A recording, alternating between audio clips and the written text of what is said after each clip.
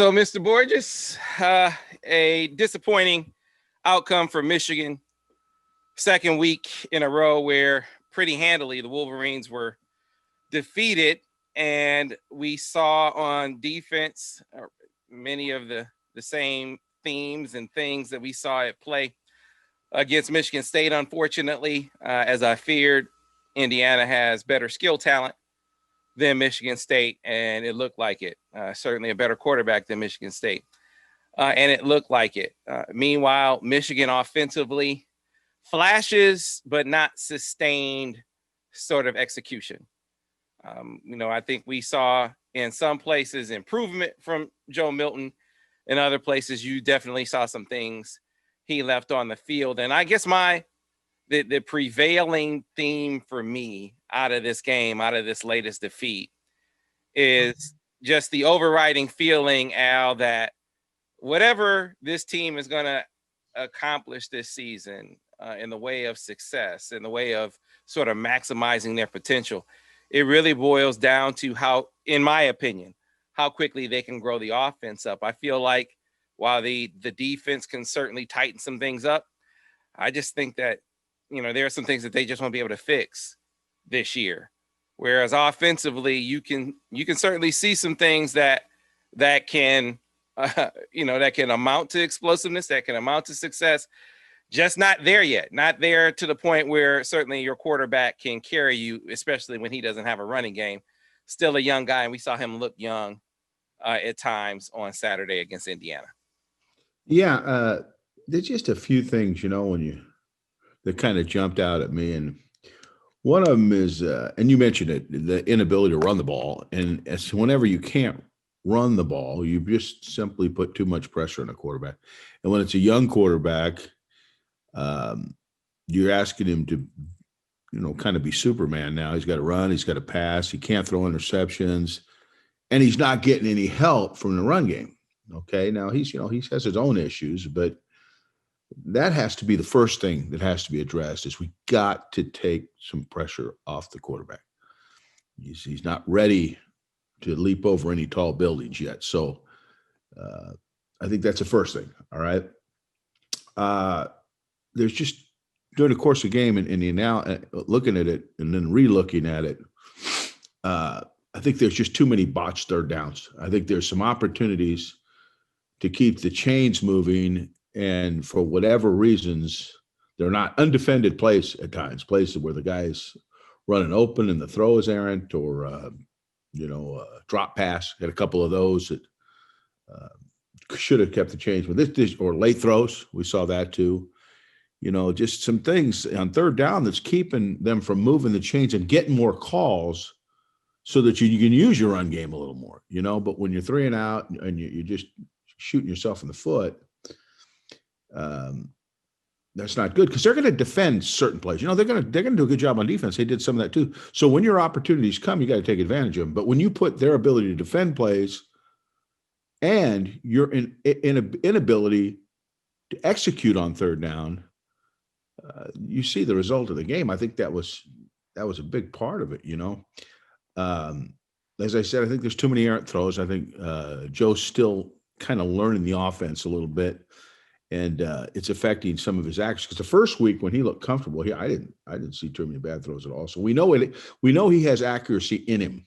Now we just got to get that a little more consistent. I'm getting a little concerned. I don't know how you feel about this, Sam, about their big playability on the flank. And I got a little spoiled watching them last year because, Black and Nico and all them, they could go get it. You didn't have to always throw it perfect, and they had the ability to create a little bit more.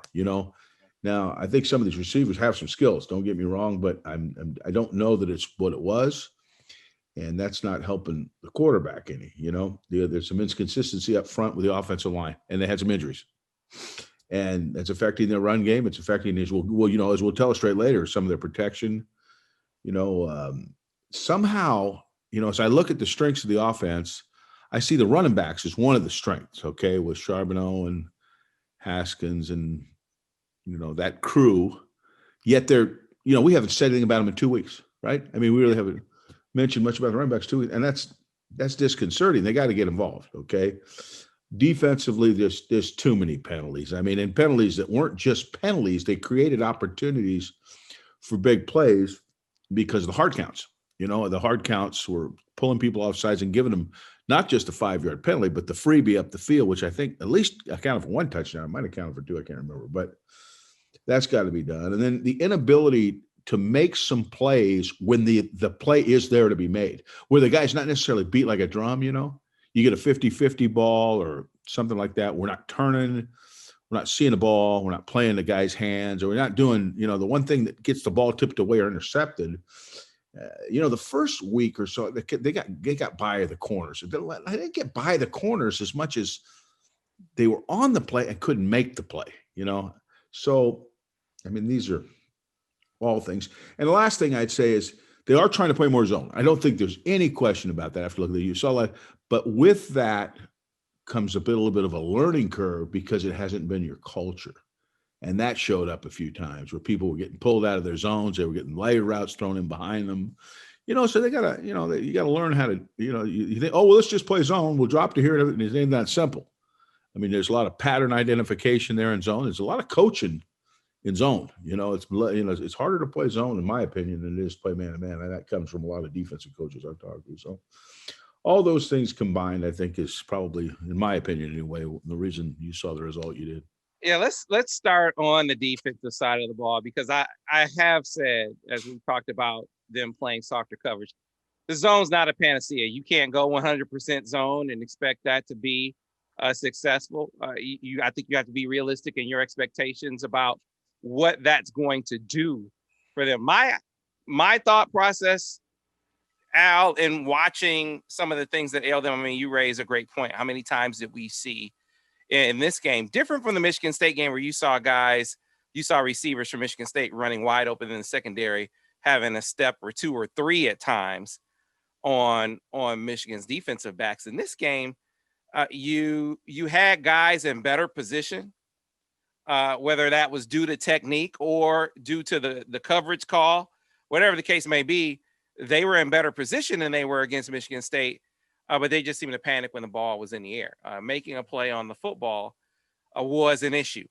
And so, you know, is that something that can improve? Sure. How realistic is it, though, to expect them to go from struggling mightily to locking things down, to being a very proficient zone team? I think a realistic expectation is for them to get off the field a few more times than they did versus Indiana. I mean, you think of the instances where they got hands on the football. I mean, there were 3 or 4, maybe at least 3 near interceptions. 2 where the safety had the ball in his hands. I think another time it was the corner. It was just near interceptions they weren't able to pick off. Then a couple of other times, guys in really good position to make a play on the ball or stop a play. A 3rd and long, there was a PI. There was a first down play to start the second half where, the receiver is not going to catch the football, and just, the ball awareness just wasn't there. So, is it realistic to think that that's going to get cleaned up and go from being a major weakness to being a strength, or even being okay or average? I don't. Just get off the field a few more times. And I do think they have that in them. I think it's important first to start off acknowledging, like you said, that they did play more zone.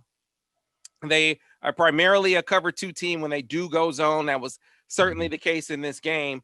But what you saw is, spatial awareness, zone awareness, down and distance awareness. These are things, to your point, Al, that they become better at the more they do it, I suppose. So to me, ideally, is keep everything in front of you and extend drives. Make teams have to go 9, 10, 11 play drives. And while that might happen where they hit pay dirt a time or two, like they did in the series before the half, where they went on a 96-yard drive, there are going to be those other drives, Al, where there's an errant throw by the quarterback, or you make a play, something to get you off the field a time or two more.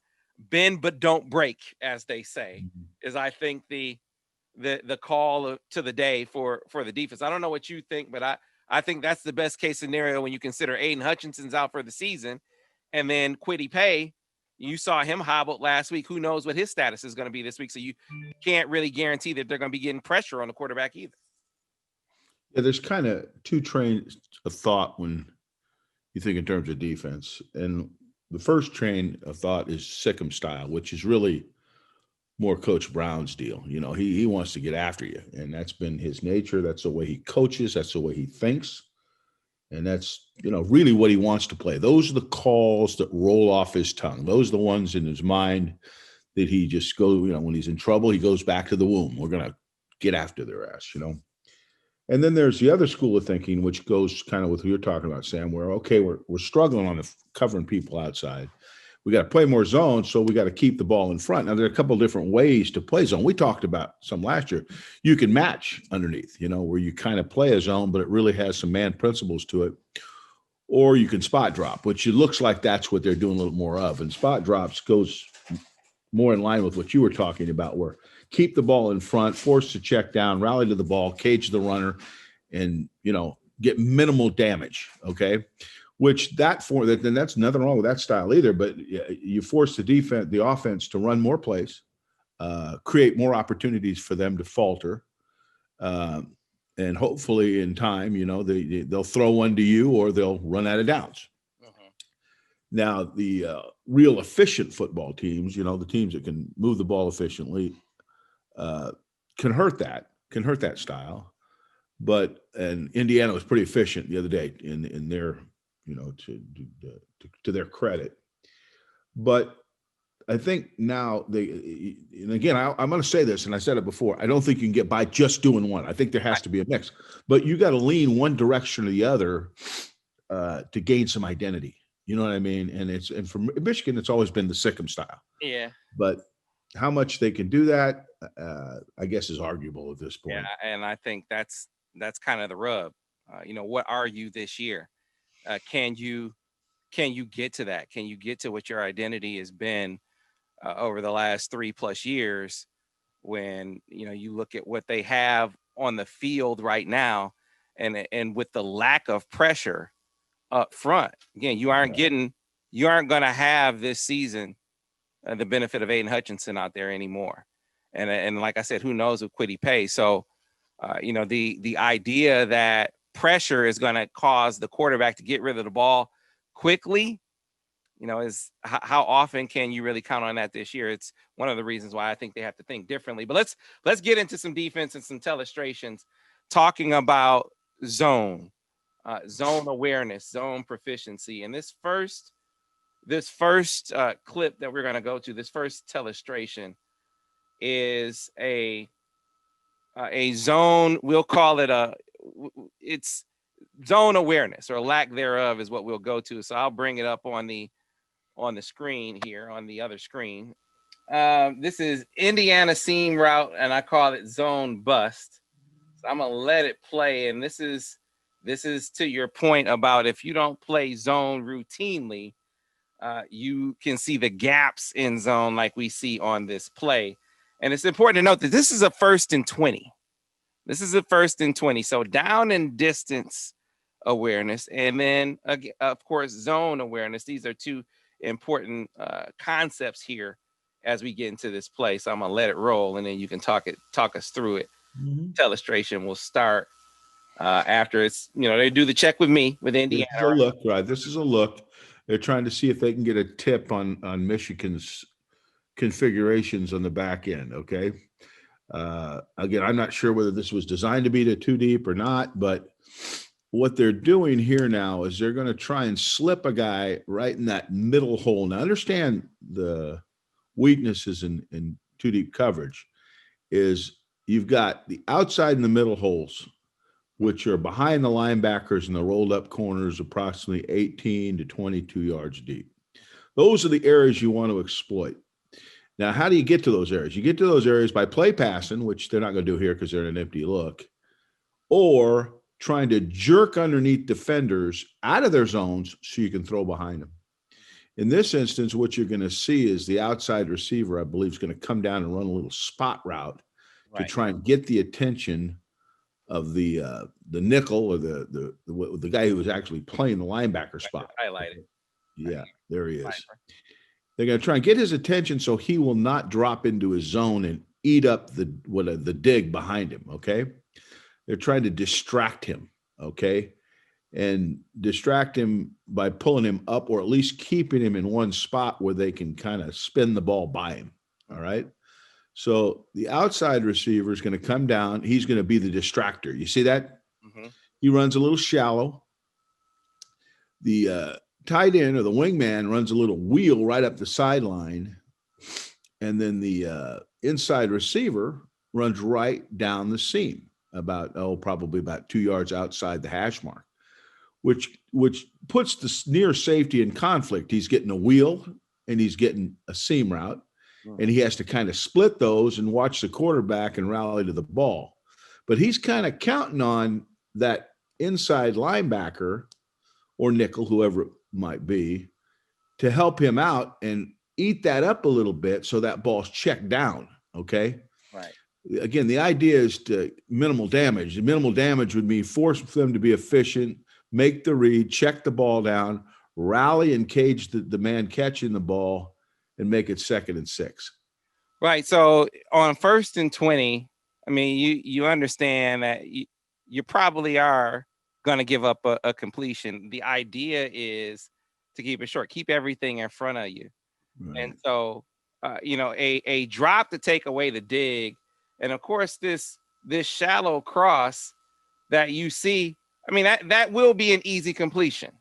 Mm-hmm. And if he drops and takes away the dig, takes away the seam like you want him to, this guy's going to catch the ball and he might get 5, maybe 10 yards, but you got a linebacker over here. You got a defender over here that should be able to come up, and as can this linebacker. You should be able to rally to the football and tackle this guy, live to fight another day on 2nd and 10 or 2nd and 12. You're still winning in that situation, Al. So that's when I say bend but don't break. That's what I'm talking about. Like you're giving up something which is hard to do. You understand why he wants to jump this route. You want to take it away. You don't want to give him an easy completion. But in taking this away, you give up something bigger. Right. And I kind of think that for them, the idea has to be keep everything in front of you. Anything over your head is bad. Keep everything in front of you. Rally to the football and take your chances on another down. Mm-hmm. Yeah, I think that's see, when it's 1st or 2nd and 20, or this is 1st and 20. So you're thinking here for the offense is trying to get half the yardage back. They're calling a play here and probably not even anticipating they're going to get that throw, although it's the first look. But thinking, okay, I'll check a little shallow cross down. He'll gain 5 or 6 yards. We'll be 2nd down and 12 and trying to, getting close to getting back on schedule again. But what happens here is Michigan kind of falls in the trap. They jump the shallow and give them the chunk, which that's not good. So Al, this is another zone beater where they grab the attention of the linebacker underneath and the hole behind him is left wide open. Yeah, this is a pure knife route right here. We call this a knife concept, where you're really kind of doing something similar to what you did, but really what's happening here is the outside guy is now faking the shallow and stopping and pulling out. Okay, so what he's doing here is, if you play that back a little more, Sam, you can see the guy starting the shallow cross from the outside and kind of getting the attention of the inside guy, and then pulling back out and then running the dig behind him. You see that? Yep. Same thing's happening. It's a little different. They're getting to it a little different way, but really is the same idea. Jerk the underneath defender, throw the dig behind him. Right. So look, you probably give up there's a good chance you give up a first down there, but it's going to be right at the marker as opposed to 10 or so more yards down the football. You can hit that. Now remember, to get that first down, he got to throw that thing perfect. Right. And the receiver's got to catch it and turn a knife to the defense. Everything's got to be right. You know what I mean? As opposed to just taking the drop, seeing a clean throwing lane into the dig, and you guy just basically playing catch. You know what I mean? He's already passed the line to gain, and there's less logistics, I guess, to it. But anytime you're forcing a check down, you're forcing efficiency. Sometimes they're equal to it, sometimes they're not. Right. So I'm going to show you one where they did exactly what I'm talking about, and it was a completion. But I think you live with it. You say, look, with where they are on defense this year, You take that, you live to fight another down, you minimize the damage, and then you see if you can get them on another play down the line. But here it is, 2nd and 8. They're backed up against their own end zone. This was part of the 96-yard drive. Yeah. But And they're off schedule, so it's 2nd and 8, right? They didn't get 4 yards on first down. So you see, everyone got their drops. They got the first down. Mm-hmm. But Al, I'm fine with that. If you're going to play zone. Now, if they're killing you with that, Sam, slip in man-to-man coverage with it. You know what I mean? But it happens. I mean, everybody got back. They didn't let him have the upfield throw. They efficiently checked the ball down. The guy turned a knife. He got the first down. God bless him. Next time, give him a little different look. You know what I mean? Don't give him that next time, Just mix your looks, and I'm sure that's what he's trying to do. He hasn't given up on his package, but that is going to happen now. That's not, West Coast offenses for years cut their teeth on checking the ball down versus zone defenses. Right. So that's not news, but you just got to have enough diversity in your defensive plan to be able to take that away when you think you need to. Yeah, hopefully, again, with more repetition, with more emphasis on that, because again, you make a great point, and Brock Hewitt made the same point on the broadcast. Their identity, you call it Sikkim, but the aggression on the back end, the aggression on the corner, the heavy man-to-man. I mean, even most of their zone concepts seemingly have some element of man to them. That's just how they are. And to deviate from that is not just this thing that you snap your fingers and you do it well right away. It's probably it's going to take some time. It's going to take some snaps. It's going to take some failure even, like we've seen for maybe it to sink in some more, and where they can be a little more proficient, have a little more zone proficiency here in the coming weeks, as far as awareness, down and distance awareness, spatial awareness, zone awareness, knowing where they are on the football field. But also, to your point, Al, you cannot be 100, even if you go to mostly zone, which I didn't go and chart it, Al, but I feel like they were mostly in zone against Indiana. But you gotta mix in some man-to-man. Now, there are some man beaters that at times they did a really effective job of thwarting the man beater. There are other times where they didn't do as effective a job. So we will, on this particular play, talk about them covering a bunch set. And on this play, they did not do what we're calling shake it out. And so we'll have you explain that, Al. When I say shake it out, what I mean, and we'll show you an instance where they didn't do it well, where they didn't do it at all, and then another instance where they did it really well, just to show you that, there are some things you do see more competency than maybe people might realize. You see some improvement in game, and I call it Indiana bunch, no shakeout. So you can talk them through. Yeah, I believe let's talk. Yeah, now there's another look play. So they're trying to get a beat on what they're seeing on the back end, okay, or blitz, whatever. Get them to show, okay. For whatever reason, they thought they were getting man. I think they thought they were getting man-to-man. So they pulled the formation in, okay. They pulled the formation in where they were in a 3-by-1 tight, bunched up look. Now you smell a rat, Sam, right? You think, okay, here comes some crossing routes, right? Here they come. The stage is set. Now, you got to, once you're playing man-to-man, and just because they're running crossing routes doesn't mean they're going to automatically complete the pass just because it's man-to-man coverage. So in this instance, they lock it up. Every guy stayed with their guy. Well, when you're getting multiple crosses, and this again is what I call a Philly concept, where they're free releasing the back into the boundary down the bottom of the number, okay? This is a 5-out route. 5 guys out, 5 guys protecting. And what they're doing is meshing receivers underneath on crossing routes and then sitting someone over the top of the ball. So if it is zone, they have an alternative. Okay. So you say lock it up. So they locked it up. You got no shake it out call here. Shake it out simply means we're going to zone. We're going to we're not in zone, but we're going to pass off the routes as we see where they identify themselves, if that makes sense. So lock it out means every guy who you see a line between a Michigan player, right, and an Indiana player, they are staying with that guy. They are locked. Exactly. If he runs to the outhouse, you're going to join him. Okay. So there's not going to be any pass out. So this is simple, and you get less mistakes. The problem is you get caught in the wash a lot, because when they do this, it's hard to get around all the garbage. And a lot of times you don't just get picked by them, you'll get picked by your own guy, and sometimes even the official. So you'll especially see the outside here, guy. I mean, yeah, there's the shallow. The corner just can't get there in time, and you saw what happened. yeah, that was a tough one. That's just impossible to contend with based on how they were playing this defensively. But we're going to show you another instance where they dealt with this very effectively. So third down, shake it out, just a missed tackle here.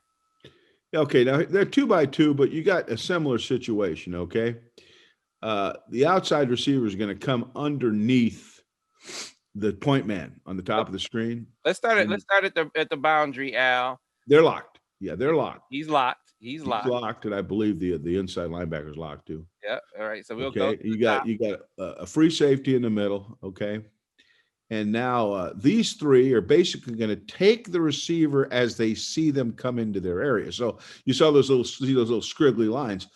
He's going to the top who's I can't see the number. I think it's 30 something 30. That guy there. Who is that? This is Dax Hill. Zach, okay, Zach. Yeah. Dak's gonna take anything coming inside. Okay, so if they mesh out and shallow cross, he'll take it. Okay, the top guy who's a corner, who is that? Sam, help me. I cannot see who that is. I apologize. Okay, whoever he's gonna take anything going outside. Okay, because one of those guys are probably gonna show outside, and then the guy guard the point man is simply gonna go back a little bit and take anything coming down the middle to the post. Okay. Mm-hmm. So they got actually a little 3-on-2 here, which is a pretty good deal, but they are not locked up. They are not forced to run through themselves or offensive players or officials. They can just see the route, identify the route, and cover the route in position to do so. So if we compare this to the last route where they had that bunch set, this outside guy, this guy here had to cover all the way across the field. Exactly. And it was just seemingly an impossible scenario. Right. Now what happens is anything that comes this way, Dax picks them up. Right. Dax picks them up. So they're passing it off. They're shaking it out. And you'll see that here. They do a really effective job of dealing with this. And you see the guys. Is he not? There you go. Dax is right there to make the tackle, and he should have been. Yeah, that no way that should have been a first. Yeah, and you won't see that from Dax Hill. I mean, he defended one just like that in this game and made the tackle. So you know that's just a fluke occurrence for Dax Hill to miss a tackle. It just doesn't happen. But it was an example of them coming up with a really, really good plan to deal with that effectively. And of course, again, like we've been saying, that you can't be 100% zone. You certainly can't be all man or even mostly man right now. It's just a matter of them becoming a little more proficient, a little tighter in their zones of communication on plays like that bunch set. Because you talked about it last year, Al, how that's communication on the field between the guys. You know, I got inside guy, you got outside guy. Those guys communicating, you can understand how that might not be as dialed in as it's going to be with so many new guys back there. Yeah, a lot of what you have on defense is you have a lot of guys anyway. I'm sure Coach Brown does at least some of this. Little mini audibles. Okay, what was that? What's a mini? A little mini audible means between me and my buddy. Okay, I see the formation. We're in man-to-man coverage. The formation is dictating there's a strong possibility there could be a crossing route coming. Rather than stay in the lock, I give you a little nonverbal signal saying, okay, let's shake it out. Let's shake it out so that we're both in position to better play that route.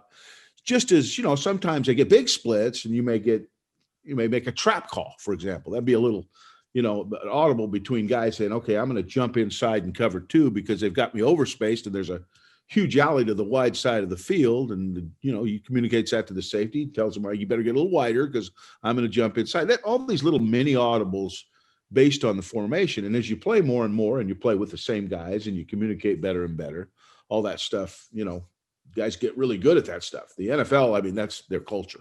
They see so many different things. And so many different formations, so many different motions, and they're making little mini audibles on the defense all over the place. Linebackers are making audibles to defensive linemen based on backfield formations. There's just so many things that are happening, the game within the game, or better yet, better put the call within the call, if that makes any sense. No, it makes perfect sense, Mr. Borges. I think there were other times in here where Michael Penix is, I think, the best quarterback Indiana's had in decades. You got to tip your cap to the young man. Michigan didn't do itself any favors with all of the offsides penalties, giving them all those free plays out. Guys that are going to take shots are going to be they're going to be emboldened. They're going to take shots without any sort of hesitation.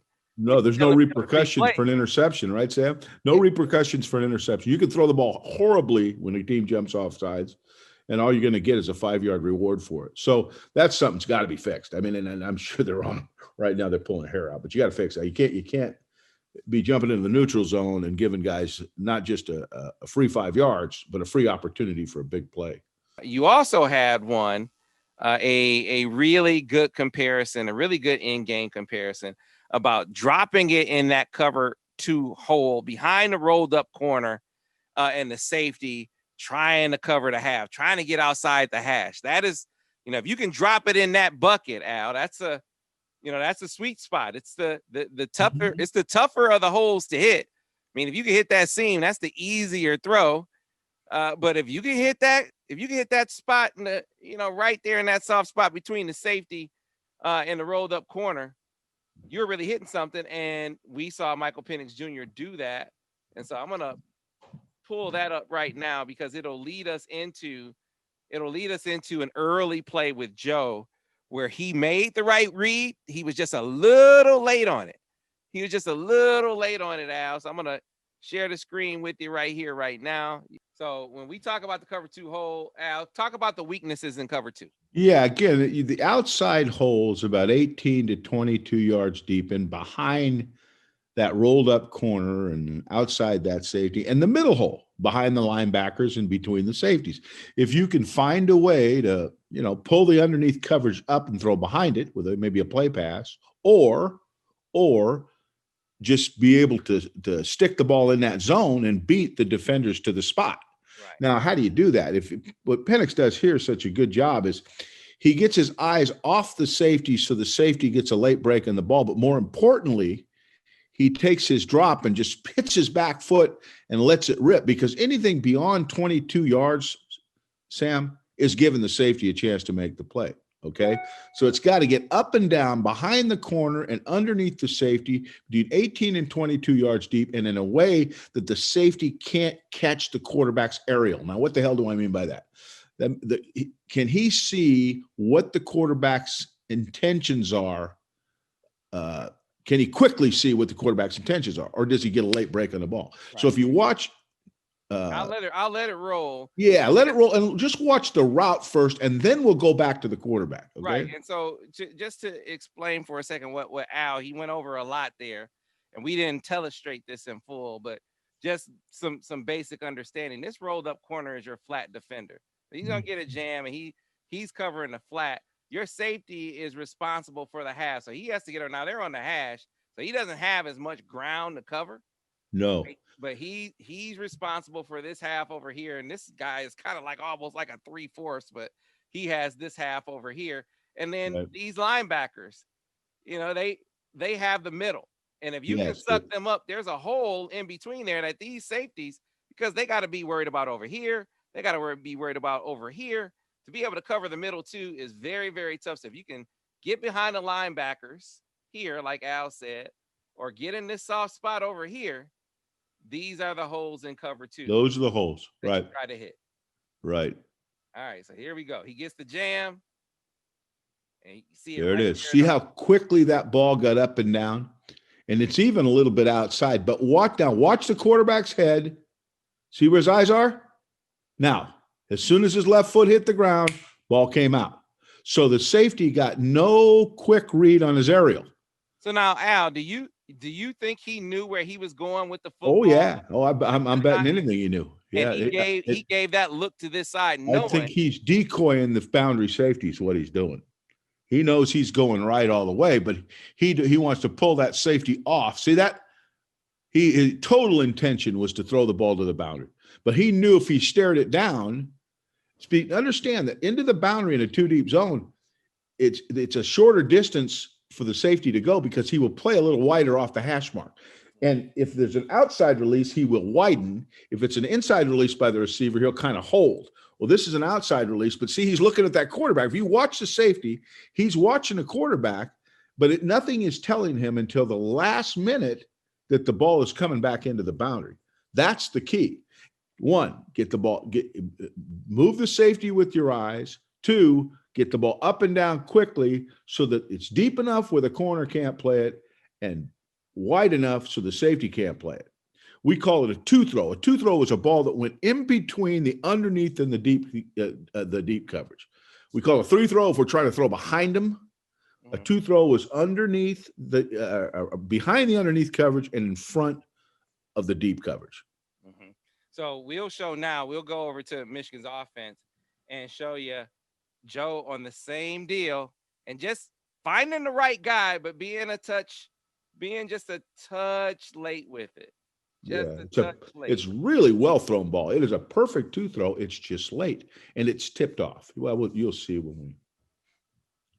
Okay, now notice on this, Sam, the safety into the boundary isn't even as wide as the Michigan guy was. Mm-hmm. The guy for the Michigan safety was about 5 yards off the hash. This guy's on the hash, but the throw and let it run. You'll see the throw is really, and I think a really good 2-throw. That's about the height that you want in the throw.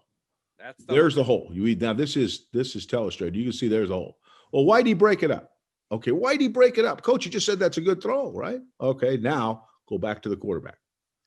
And then contrast and compare the difference in the body language of the quarterback, of the 2 quarterbacks, I should say. Okay.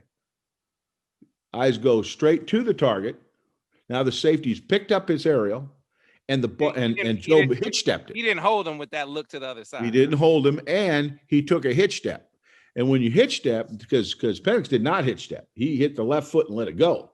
Okay, now every time you take that hitch step, that defender can travel between 3 and 5 yards. Why? Because when you hitch, you're showing them what your intentions are, and he can pick your aerial up, and he more readily can jump the throw. You see what I mean? It was a good throw. It's perfect. He's just got to get it out faster and got to look it off a little more. Okay. Anytime you're taking a drop back, and where you're really kind of reading the whole field or you're trying to throw the ball into the holes, you want to keep your helmet straight up the field for the first couple steps. So nobody gets any idea where you're going with the ball till the last second. Now, eventually you got to look, right? You can't throw out there blind, but you want to hold your eyes as long as you can so they can't, because they're always trying to steal the quarterback's eyes in zone defense. They're always trying to steal his eyes because it's hard unless you get a jump on the ball to make those kinds of plays. And what gives you a jump on the ball is if you can see the intentions of the quarterback. So the quarterback has to hold off on his intentions as long as he can and still be able to pick up the read. Another thing that I wanted to talk about was the idea of, the zone versus man recognition and when you scramble. The idea being when you're throwing against man-to-man defense, all the defenders, all the guys in secondary, they're going to have their back to you. That's why a lot of times you see quarterbacks break contain against man-to-man defense, they're running for a long time because the defenders don't know he's running. Whereas in zone, they're facing you. And so Al, in one instance, I think it was like a 3rd and 12, I'll bring this up, Joe scrambled and he wound up coming up short on the play because it was one of those deals where they had their eyes on him. I mean, it was kind of like, hey, they had him trapped, so to speak. He was going to have to make a hell of a move to get free on this play if he was going to get free at all. So this is a 3rd and 14. He has to run for quite a ways to get this first down. The odds of doing that versus zone, compared to doing it versus man are pretty low. Okay. First of all, you got to start with what's the reference? It's 3rd and 14, right? Mm-hmm. So what are you most likely going to get on 3rd and 14, man or zone? Zone. You're going to get zone more often than not. That's not, nothing's 100%, but more often unless it's Don Brown. Yeah, well, but most instances, right, that's what you're going to get. So you got to think either I'm going to structurally hit a timing throw, or I'm going to buy time to get somebody open. But my last option against zone, particularly on 3rd and 14, is going to be to run, because my odds of being able to run, regardless of how good a runner I am, against a zone defense that's going to fall off coverage and cage me, they're not very good. So the best thing you can do is once you break out of the pocket, get your eyes up, keep your passing grip on the ball, and look to throw until you're forced to tuck it and run. Because once you start forward, if you keep your passing grip on the ball, you can quickly pull it out and spit it out fast without having to regrip it. And those split seconds can make a hell of a difference, okay? Right. Number two is keep your eyes down the field for coverage breaks, because so often, particularly with a good running quarterback, someone will fall off coverage and give you a throw that you didn't anticipate having when you started to run, because they get concerned about you running for the first down. And sometimes you can't run for the first down, but they can't help themselves. They just got to come up and get you, and it leaves somebody open behind them. You'll see it later on. It's going to come up later on. I think we're going to. Right. And then one more play, and this is probably the biggest miss of the game. And I just, I think, was this just an example of him getting excited? And I'm showing these plays just to highlight, maybe you had a mechanical issue, maybe his eyes got big, maybe he got excited at times. But we're also on the flip side of it going to show you, man, he made some really, really, really good throws in this game. Some of them were just dropped. A couple of them had some really good defense. It's a matter of being able to put it all together as an offense and find some consistency. But this is the one that stands out as probably the biggest miss of the game. And this was the 3rd and 12 that he wound up getting the man wide up, getting Ronnie Bell wide open deep. Yeah, there's a coverage break here. The safety's over the top, and nobody covers a post. And that one hurts. Yeah, this one hurts. Now, when you see a guy that damn open, okay, I don't care how tight the ball spins, okay, I don't care how pretty the pass looks. Get him the damn ball, okay? Mm-hmm. Any way, shape, or form you can, okay? Step, stroke it, and if it's a little underthrown, I'm not going to shoot you. But the only way you're going to miss him is if you throw it over his head, okay? Right. So I don't know what to tell you on this other than he looked like he stepped toward the throw. He looked like he set his hips pretty good. But he's just got to have a sense of urgency about knowing this ball must be complete.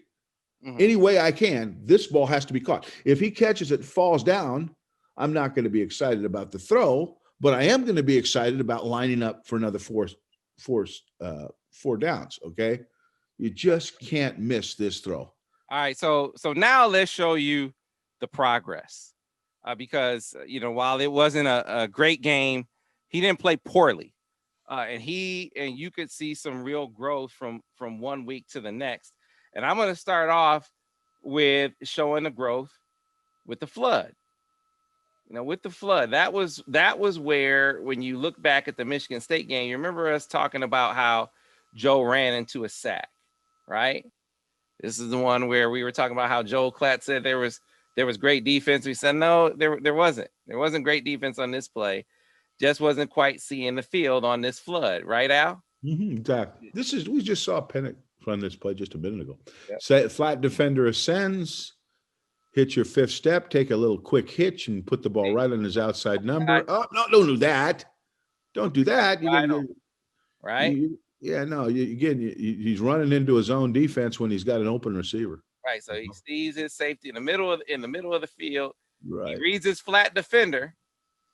And he sees his flat defender, or at least on this play, he didn't see his flat defender turn his back. If he had, you hit that guy in the flat. That had to be a coaching point. Why do we know that had to be a coaching point? Because look at this. Yeah, it's the same deal. Look at this. You can see from 1 week to the next a difference. So here you go, Al. Go for it. Okay, yeah, this is another 3-level flood from a packed-in formation. Okay, this is really kind of a cool concept because they brought the formation in and forced the roll corner to cover a lot more ground to stop that corner out. Okay, see where he is? Now he's got to really get his butt back to get underneath that corner out, and in doing so, Look at how he much gives you that swing for a big play. Where now this time, now Joe knows what he's doing. Okay, he takes the drop, he sees the field, he watches the corner go back, and he throws the ball to the swinging back, which he didn't do a week ago for a big gain. So we highlighted the corner because he has a crap ton of ground to cover, Al. A whole bunch of ground. Now there's the flood. There's the flood. And now with the back releasing to the field, free release in the field, that corner is really in a bind. Get him the ball. Now there you go. Now they got problems. Yep. So that's an example from 1 week to the next of them taking a coaching point, and they had to hammer it home because he went right to it. He saw it right away, and got the ball where it needed to be. All right. So there were some other really good. I mean, he hit this drive route really, really well, Al. And I'm gonna bring this up right now so you can illustrate this because this is a drive route to Ronnie Bell. He actually comes back and hits Roman Wilson for a touchdown on this very same play. Yep, another bunch formation. This is a tight end drive with the Z receiver coming in behind him on the dig, and the crease man or the third man running a little 2x2 stop. He's the check down guy. Mm-hmm. So the quarterback will take the drop, okay, check the drive, see what the front side linebacker does. If he jumps that drive or sinks on the drive anyway, he will now throw the ball in behind him to that dig, okay? If he doesn't like either one of those, he'll just check the ball down to that little 2x2 route to the So what if he sinks? So if he sinks now the drive man, if he goes back, you talking about? If he goes back. If he goes back and he sees the drive clean, he can throw it. If the other linebacker covers it, he can come off it and just check the ball down. And if he comes up, this linebacker comes up, there's a hole right here behind there, and you see that boom, he comes up, he's occupied. The good thing about the drive route is it's a progression read. It's all right in front of you. You don't have to scan the field, you can 1, 2, 3 it. And by that, I mean, everybody's in your line of vision. And you can see, same deal right here. Same deal, right? You got it, the tight end driving. Yeah, you guys should have been able to see a reaction, the similar reaction just to the other side. Right here. See it? Right there. Everybody's in the same spot. But you see that linebacker jump that cross, boom, throw it right in behind him. Touchdown. So there was one instance, though, and Al, I want you to go over this one because I think one of the things that they'll do this week, understanding how teams are playing Michigan, understanding their struggle to run the football, I just think that, unfortunately, and unfair as it is to say, more of the game is on Joe Milton's shoulder. Now, it's a team game. Had to figure out a way to run the football more effectively than they did, but they are relying more on a first-time starter 4 games into his starting career than you would like to. But yeah, those are the breaks. I would agree with that. I don't think they did so much the first game, and he played great. He was good, but these last 2 games, there's just been too much put on him. And nobody wanted it that way. It just has kind of turned out that way, Right. All right. So let's talk about an instance where against cover 2, you didn't like where he went with the football. I understand why he was going there. Those holes that we talked about in cover 2. Mm-hmm. He knew what the weakness of the coverage was, and he tried to attack it. The defender just happened to be playing it really well. Probably should have gone someplace else with the football, but you just laid out with a drive route how the progressions are all right in front of him. It's not a whole field read. Right. And so if they're going to simplify for him, I'm thinking that's one of the ways they're going to do it, Al, is to, if there are whole field reads in the arsenal, maybe cut those out Maybe they're half field reads. Maybe all the progressions are all right in front of him. And if you can talk us through this particular play to give us an example of what it might look like. This is if they wanted to simplify it for him, and I'm guessing that they will, so he can get rid of the football quicker. We don't know offensive line wise what it's going to look like this week. Or Jalen Mayfield and Ryan Hayes going to be back, or are they going to be with the same offensive line who you hope will be better after 1 week, but still inexperienced? And so this is what it could look like, simplification now. So again, now you highlight the guy we're checking, right? We're going to see if that hole's open because we pre-snapped it too deep, didn't we? We pre-snapped it too deep. We got the circles of all the spots we're looking at. Okay, those are the spots where the guys are going to kind of end up. Right. So this is what simplification might look like. We're going to keep it all to a half field read. And what do you got there, Sam? You got a little triangle, right? You got a little triangle between those three spots. Right. So you just there's your first look in the triangle. See if you got that. Do you have it? No, he carried it. All right. Now, you don't like that, but now you look out at number 2, and the corner in 2 deep is sloughed off, and he's given you that smash. Hitch step and shoot that ball out to him. Okay. Now let's do a hypothetical. Okay. They carry that post. They jump that smash. Start your feet. It may be off an improv move because you're on the third read now. It's not 7-on-7, right? You're going to have to practice moving your feet when the rush becomes a factor. Okay. So maybe number 3 now, you're going to practice making that throw off a little scramble or off a little front out. Maybe you got to front out a little bit. Maybe you got to back out a little bit. Maybe you got to run up a little bit. Whatever you got to do to buy a beat or two for that third read. Okay. So the whole point is this. I'm going to throw to number 1 on time with a certain footwork. I'm going to throw to number 2 on time with a certain footwork. I'm going to throw to number 3 on time with a certain footwork. And it might be improv footwork, okay? But the bottom line is it's all simpler now. They're all right in my line of vision. The decisions can be made lickety split, and there's no reason anymore for me to have to scan the field to find receivers and to put more pressure on the protection. Right, and so based on what you just laid out, he would go here. He sees yes. Covered. That's number 1. Right. That's covered. Boom. Right there. Right here. Right. But like I say, hypothetically, Sam, what if that safety or that corner jumped that and didn't give him that? Set your feet. You say move a little bit and try to see what you got, or maybe. Or move your feet. Here's another one now. Okay, let's say he's got to buy a beat. Okay, and he starts to run up in the pocket. You can see what's happening on the bottom of the screen, right? Right. The linebacker is going to start forward. You may get a late little dish to the number 8 running down the middle of the field. You see what I'm saying? There's a lot of plays within the play there, All right, so let's get to some protection real quick because we're running out of time. And so let's show some improvement in game about blitz pickup. There was one where they blew it on a blitz, and then later in the game, they wound up picking it up. All right. So we'll start off first with poor left side blitz pickup. Let me share my screen with you. So this is an important lesson for those guys. So Al, start out spotlight in the center. Why do we do that?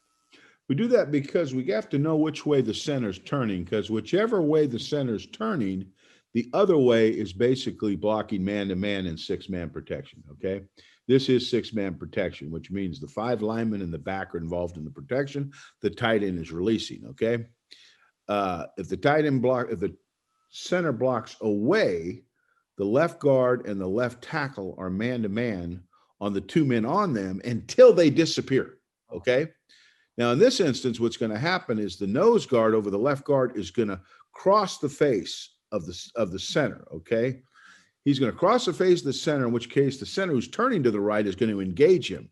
Now, the guard, all he's got to do is flatten and see what's coming, because if he's going across his face, something else is coming to you. He's doing that for a reason, okay?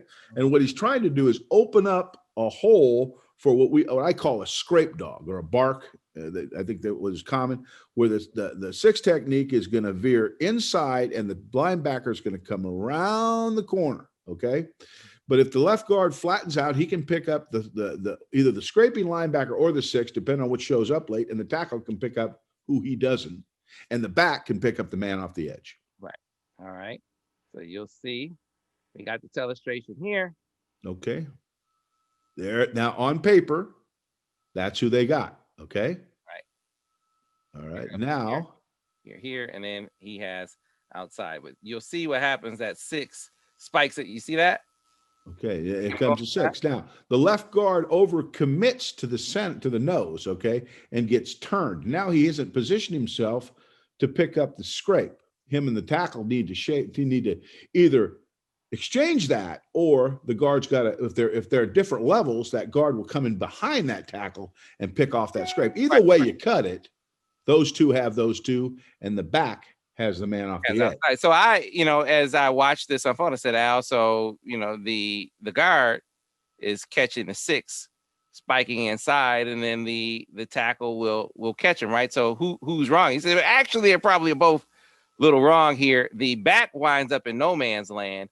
Yeah, he just sees somebody free and goes, I have pity on the back, because I think he thinks he's got the outside guy, but he sees a guy free and he says, I got to block him. He's too close to quarterback. Right, so you put it mostly on the guard on this play, but really the guard is the tackle. Yeah, it's both of them, but it is the guard. See, this all could have been settled had the left tackle just washed that 6 and that guard backed up and take that scrape. They're in position to do it. Right. Ideally, you would rather, exchange it.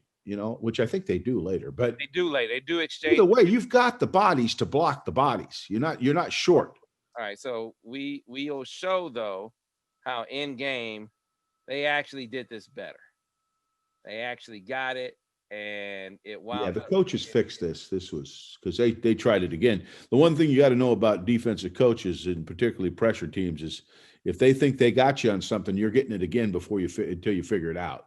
And Indiana, next chance they had, ran the same blitz again just to test to see if they got that chalked up. Right. Take it away, Mr. Borges. Same thing, right? It almost looks like an instant replay, only it's done right. Yeah. Same blitz. The 6 is spiking, the linebacker's scraping, but instead of the guard getting hung, he flattens out, and they make the left guard, left tackle make the exchange and pick the blitz up. The back ends up on the widest. That's what it looks like. Now Joe comes underneath the defense, resets the profile. Bam, you're in business. You're in business. Yeah. If you don't pick it up, he never gets a chance to do that. Yeah. He made some throws like that on the day that it makes you say, man, that the post to Cornelius Johnson was a beauty. Some of the ones that he threw that were dropped in the game were on the money. There were enough of those for you to feel like, okay, I can see it. I can see it. It's, he has it in him. You saw some growth from the last game to the next. It's just so much on him right now, Al. I mean, basically are asking him to carry the offense right now, and he just isn't, he isn't experienced enough to do that just yet. Right. You got a lot of stuff, Sam, that's going to be game specific with Joe, because you can coach the hell out of it in practice, talk about it, chalk it up, show it on film. But until he gets in the game and screws it up a little bit, it's specific to the game. Things that'll happen that you may have coached and you say, damn it, I told him that. But he's got to almost learn it the hard way to get to the next step. Every quarterback experiences this. This isn't Joe Milton. This is any quarterback. But now next time, what happened in this game? He threw a little bit late in the whole shot. And maybe next game he learns from that. Don't tip it off, get it up and down faster. Last week, he didn't throw a flood route. He took off around. What do you do this week? He checked the ball down for a big gain. So, again, it's a little bit of on-the-job training, but it's a game-specific thing. They got to kind of do it under pressure and sometimes fail to learn how to do it right. Yeah, I think we highlighted just to, if you want to know what we're talking about, some of the really good ones. I don't want to, make it seem like we featured most of the misses. And really didn't highlight the hits as many as there were in the game, and there should have been more when you can. And the tendency when they lose the game, you want to explain why they lost the game, right. And sometimes that sounds like you're picking on guys. Well, really not. This kid's got a chance now. I'm convinced he's got the arm strength, he's got the mobility, he looks like he's got functional intelligence. He just needs some experience. This was the fade ball to Ronnie Bell. Look at this. This is beautiful. Internal fade with a smash route outside. He back shoulders him right on time with perfect trajectory. This is what he's capable of.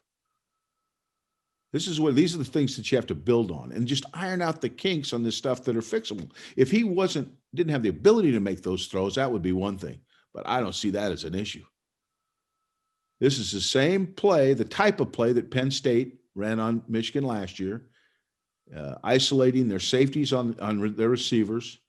But the location of that pass is perfect. He back shouldered him a little bit, got just enough air so nobody could get over the top of it.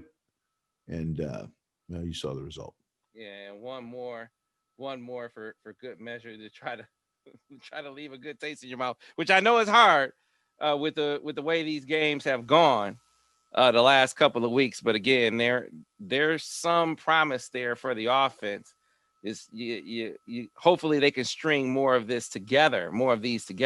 But this was the post to Cornelius Johnson. That was another. Yeah, this is a one high defense. They jump the deep crossing route, and there's no help to the post, and he throws the ball right where you need to. And Cornelius makes a hell of a play on it too. Great pass, great catch. He stem releases him, pushes him up, gives him a little nod at the top of the cut, puts it right where he can make a play on it. Yeah, so it's a great read because the safety in a one high defense came out of the middle and gave him the post. A lot of young guys won't see that. Yeah, so there was a silver lining. Yeah, that there was some growth from Michigan State to this game. I mean, if you want to take away something positive, there was that for Joe, considering the the obvious issues that they were going to have up front with replacements on the offensive line and inability to run the football under the circumstances. He did take a step. Obviously, the misses were big, none bigger than that missed post that would have been a huge momentum piece. But between that, I mean, we could talk about missed plays every game, just like we did after the Michigan State game. You remember we talked about all the misses they had in this game. I mean, there were drops. There were some crucial drops in this game. And I'm not even talking about the dropped interceptions. I'm talking about the drop. I mean, the third down drop before the 96-yard drive that Michigan had in the first half. There was a really, really nice on the money ball that he threw to Eubanks. You remember that one, Al? Now you could say that the DB had played some good defense on that and swatting it away, but hit him in the hands, Al. Hit him in the hands, and you hope that your receiver is able to pull that in. The guys they're going to have to make some plays like that. And Joe, when he has that opportunity like he had, he can't miss it. He can't miss it. It's unfair to say, I know, but that's the job, right? Quarterback is always going to have more on his shoulders, it seems like, and it just happens to be the case that right now this year is even more on the shoulders of a young quarterback with all the struggles that are going on for him. Hell, Sam, if anybody could do it, you could be the quarterback in Michigan. Which is proof that not just anybody could do it. He is an exceptional talent. I mean, that's a low bar. Don't get me wrong, but he's an exceptional talent, but he is still learning. Can they make it simple enough for him to play faster, for him to see it more often than he even did last week, which was an improvement? And can they augment the run game in a way that if they can't run it traditionally, can they have some add-ons with maybe the short passing game to do it? And then finally, Al, defensively, they just need to make a few plays, a little more zone awareness. I don't think you should expect miracles. I think you got to be realistic on that side of the football. Maybe some personnel changes can give them a little bit of a boost, a little bit of a spark back there. But I think we have to resign ourselves to the fate, if you will, that this team will rise and fall with their ability to light up the scoreboard. They need to score in the 30s. And any game that they don't is probably an L for them, in my opinion. And that's kind of the way it is. That's contemporary football, is you got to be in the 30s because the other team's going to get some on you, unless you just got a killer defense, and not too many people do. So, but they got some guys, and I think they got some guys that can score some touchdowns. I just like to see them get those backs a little more involved, if at all. I think it'll help Joe get that offensive line a little more rhythm, and and I think these DBs, I know everybody's been kind of hard on the DBs, but they are on a lot of plays now. I mean, they are. We just got to make the play. We got to make a play on the ball. you know, and not get out competed, get up there and get that thing and make sure they get nothing worse than an incomplete pass, you know. And I agree with you. I'm just saying, what should we expect? You know, should we expect it to go from where it is now to being a whole lot better?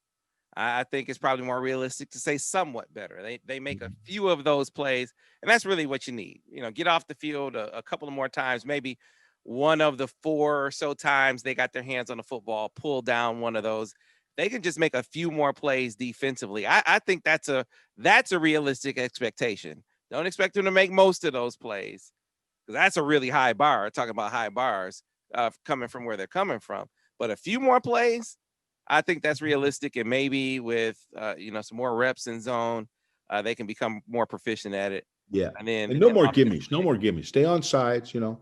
Stay on side. I know they're pulling their hair out, because I would be too, but stay on sides. Don't give them any freebies. You know what I mean? Where not only they get a penalty, they get a chance for a big play. Yeah. So this you got some fixable stuff. This is not impossible now. I mean, it's not a mess. Although I know a lot of Michigan fans think it is. It isn't. And here's how fans look at it. There are a lot of different areas where they have setbacks. So can you fix everything? Is everything going to improve at once, or can you count on maybe a thing or two improving? And I actually think you can. You can count on a thing or two improving. If they do that, these games will not look like the last two. This will be a very, very telling contest coming up. You know, about the week of preparation for coming off of disappointment. What did they do to simplify for Joe? What did they do to augment the run game? And can they be a little tighter in zone? And last thing I would do is get away from the amount of zone that they played because they played it poorly. I just think that means they need to play it more, Al. Yeah, there's a learning curve. Okay, they'll get better as they do it more. It's like anything else. Mr. Borges, it was another great film session from the standpoint of, we got through it. It wasn't great what we were covering, but we got through it. Hopefully we'll be talking about something more positive next week, my man. Yeah, I'd like to say, Sam, that it was a pleasure doing this with you, but I'm not a liar. It wasn't that great. See you next week, Al. See you next week, people. Hopefully we'll be talking about something better. Thanks a lot.